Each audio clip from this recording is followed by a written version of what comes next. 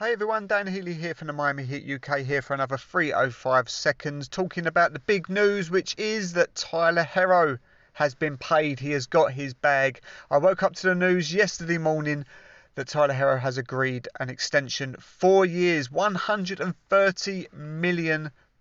Well, upon reading that first thing in the morning, I've got to admit, eyebrows went up. I thought the initial reaction was that seems high. I think as a group we was all expecting somewhere between maybe RJ Barrett money and Colin Sexton money. I think around the sort of 100 million 4 years, that 25 million a year seemed maybe around par. So yeah, perhaps this is a little bit on the higher side, but when you saw it broken down, the 4 years, it goes up 2 million a year, starting from 27 then to 29, 31 and 33 million. So will this end up being an overpay? That will all come down obviously to the development of the player. I actually have full belief that he will make this contract seem valuable. When he was drafted by the Miami Heat and the 14th pick, he's had 3 years where he's developed year on year. I know he had that second year where he maybe didn't jump as much as everybody else.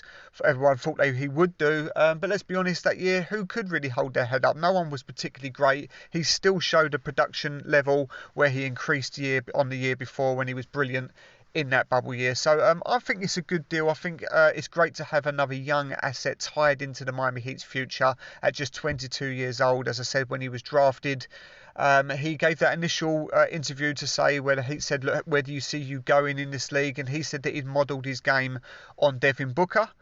And he at that point said, you know, that's great, that's a good starting point, but we believe you can be better than that. Now, obviously, over time, over the last 3 years, that hasn't aged particularly well. I think we can all agree that Devin Booker's progression has been incredible, maybe way over what a lot of people predicted he would do. Some would even have him as a top 10 player in this league already. So perhaps he won't hit the dizzy heights of Devin Booker.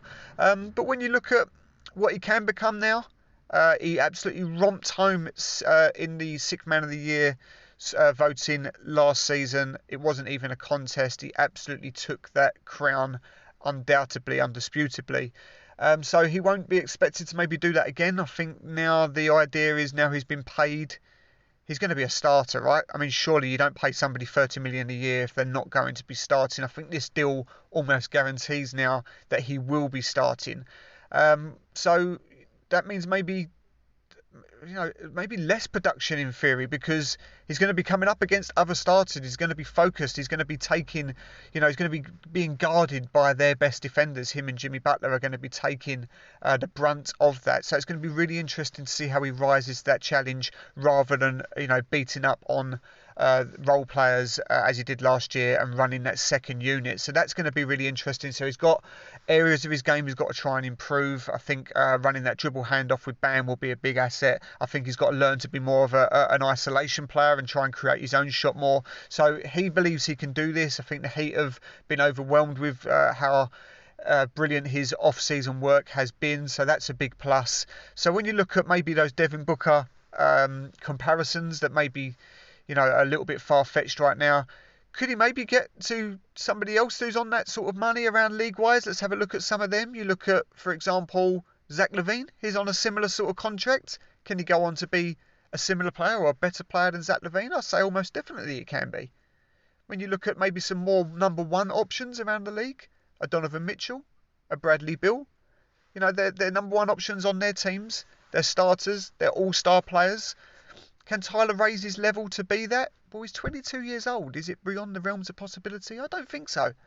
You know, I think that it's no. If you ever said that he will go on to be a 2 or 3 time all-star player, a bit like Donovan Mitchell will be, and probably go on to be more. Bradley Beal around that same sort of level. I believe Tyler Herro can get to that level. He's got to work hard. He's got to improve his game. He's got to show that he can do it amongst other starters. But is it impossible? No, it's not. He can do this. So I think this deal now guarantees him to be that starter, which means he'll be the number 2 guard alongside Kyle Lowry in Miami's backcourt. So he's taken Max Strus's space, which is now interesting in terms of what happens there at the number 4, because Max Strus has done nothing wrong. He's done an incredible job. So his spot has been probably taken here by Tyler Herro. So does he now drop into the 4? Jimmy's saying he's not going to be the 4. Does Max Strus drop into that 4 place? I think it maybe makes sense to, but from what I hear, what I read, the noises, is it's going to be Caleb Martin who's going to be starting the power forward, which is a little bit odd in the fact that you'd have Strus and Duncan Robinson both coming off the bench. What would that mean? Would Duncan plug in for Tyler's minutes when he comes off the bench? Would Max then drop into the 4 when Caleb comes off? Interesting, isn't it? I'll see what would be interesting to see how that works out. But getting back to Tyler Herro, I'm delighted he's got the bag. It's great to see Miami once again developing their own. Him and Bam Adebayo, mid-first round picks, going on to earn close to max contract money. Another massive cap feather in the cap for the Miami Heat development system. So hats off to him, hats off to Tyler. Congratulations to him. Now let's go and prove it that you're worth that deal. Go and shut up the haters. You said it, didn't you? When all that deal went down for Donovan Mitchell, that he'd gone to Cleveland. Yeah, keep that energy. He's going to show us. So I expect big things from Tyler Herro. What do you think, guys? Do we think he's going to be worth that money? Do you think he's going to be value for that contract? It's a big deal, right? What do you think? Let me know. And let me know what you think with the starting 4. As I said, I still think it's going to be Caleb. But do you think Max is better plugged in there? What do you reckon? Let me know in the comments.